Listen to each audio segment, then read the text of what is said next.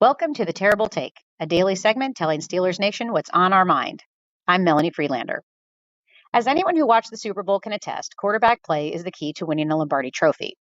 And with Steelers quarterback Ben Roethlisberger's contract officially voiding 5 days after the Rams won it all, that means that Pittsburgh only has two quarterbacks on the roster. Last season's backup Mason Rudolph and former first-round draft pick Dwayne Haskins, who was released by Washington, his original team, before he completed his second season.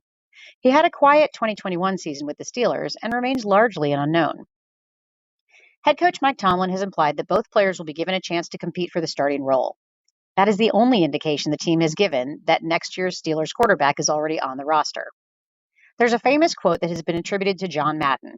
If you've got two quarterbacks, you have none. Where Rudolph and Haskins are concerned, that certainly seems to be true. Even paying the slightest attention to the Senior Bowl, you heard stories and saw photos of Tomlin and Colbert focusing on Liberty's quarterback Malik Willis. Mock drafts commonly show Pittsburgh taking Willis or a Pitt quarterback Kenny Pickett. Unless one of them is truly the franchise quarterback that will lead the team to success for the next 10 years, the team should pass on drafting a quarterback this year, in my opinion. If I were the Steelers GM, that's the direction I would go.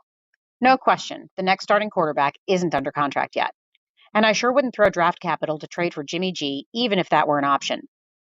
The Steelers have too many holes to fill and not enough draft picks to offer them in exchange for that type of player. My preference would be for the Steelers to sign a free agent quarterback. Not the next star, a player who can make some plays, attack the middle of the field, protect the football, read a defense, hand the ball off to Najee Harris. The Steelers need to build the O-line, fortify the defense, and if there's a star cornerback, grab him. We're a long way from the draft, and we still have a chance to evaluate players at the NFL Combine, so there's still more to learn. The only thing we can be fairly sure right now is that last season's backup quarterbacks are likely to remain just that.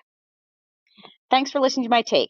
You can listen to The Terrible Take every day at 5 p.m. on SteelersDepot.com and follow the podcast, The Terrible Podcast, every Tuesday and Friday in the off season.